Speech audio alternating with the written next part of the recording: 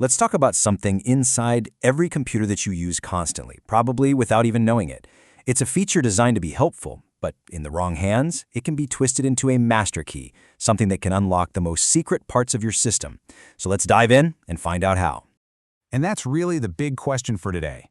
We're going to break down exactly how a clever attacker can take a simple, everyday configuration tool and turn it into a weapon, staging a full-on digital heist right under the nose of your computer's security.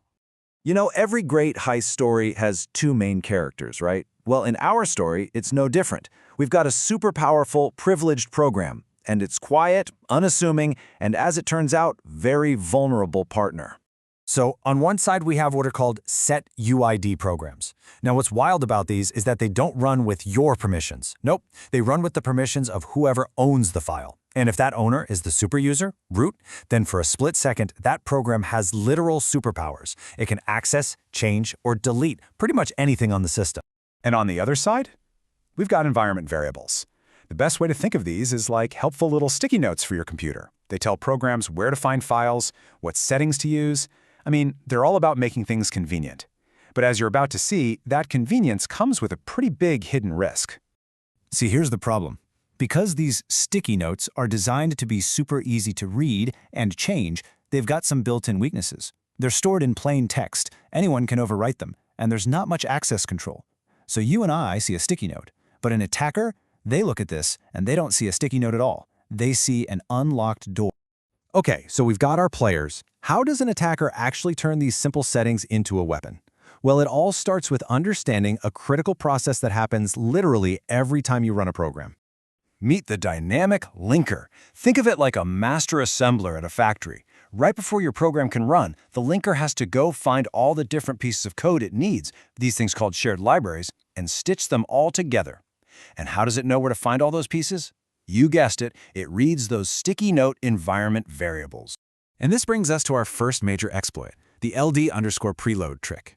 It's actually kind of brilliant in its simplicity. An attacker just sets this one specific environment variable, LD_preload, and points it to their own malicious code.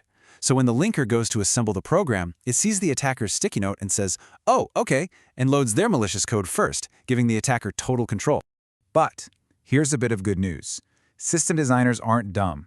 For those super-sensitive SetUID programs, the ones with root superpowers, most modern operating systems have learned to just completely ignore the LD_preload variable. They know it's just way too risky. So attack stopped, right?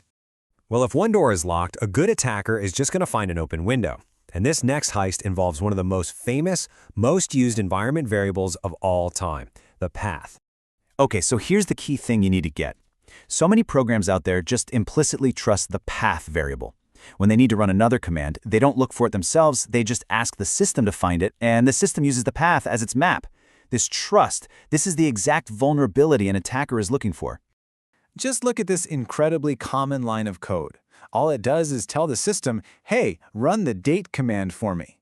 But notice what it doesn't do. It doesn't say where the date command is. It just trusts the path to figure it out. And that right there is the weak point. So let's walk through the heist. Step 1. Our powerful SetUID program makes that innocent-looking call to run date. Step 2. The system starts looking for the program, using the path variable as its map. But here's the trap. The attacker has already sneakily edited that map, putting their own malicious folder right at the very beginning of the path. And the result? The system finds the attacker's fake date program first and runs it with full root privileges. Game over. Now, you might be thinking, surely modern systems have a fix for this. And you'd be right. Sort of. The default shell on a lot of systems is smart enough to see this happening and immediately drop its extra powers. But attackers are clever. They found a workaround where they can just change a single file length, forcing the system to use an older, less secure shell that doesn't have that protection. It's this constant cat and mouse game. So far, we've seen attackers tricking programs from the outside. But what happens when the program itself makes a careless mistake? Well, that's when you get an inside job. It's a concept called capability leaking. Capability leaking is basically when a program with high privileges, like root, decides it doesn't need them anymore and steps down to a lower security level. The problem is, sometimes it forgets to lock all the secret doors it opened back when it had superpowers. A classic example of this uses something called a file descriptor. You can just think of it like a claim ticket at a code check. When a root-powered program opens a super-sensitive file, the system gives it a ticket, let's say ticket number 3, as a shortcut to get back to that file. The problem comes when the program drops its powers but forgets to return the ticket. That ticket 3 is still active, and an attacker can just pick it up and use it to access the sensitive file. The program literally left the keys behind. And hey, this isn't just some theoretical idea. This exact thing happened for real back in 2015 with OS X Yosemite. There was an environment variable that could tell the dynamic linker to open any file it wanted as root. But crucially, the linker never closed the file afterwards. It leaked a powerful capability that let attackers take full control of the entire system. All right, understanding these heists is one thing, but building a vault that's much harder to crack is what really matters. So how can developers and system admins actually defend against these attacks? Honestly, the single biggest, most important defense is for developers to just stop using that dangerous system call that relies on the path. Instead, they should be using safer alternatives like XCVE. These functions force the developer to spell out the full, exact, absolute path to a program, which just completely shuts down the whole path heist attack. It really all boils down to a few key principles. You have to treat anything from an environment variable as untrusted. Clean it up. You have to give programs the absolute minimum level of privilege they need, and nothing more. And you always have to clean up after yourself by closing files and releasing resources before you drop your privileges. And that kind of leaves us with one final big thought. Environment variables were created for convenience. They were built on a foundation of trust between different parts of the system, and we've just seen how easily that trust can be turned into a weapon.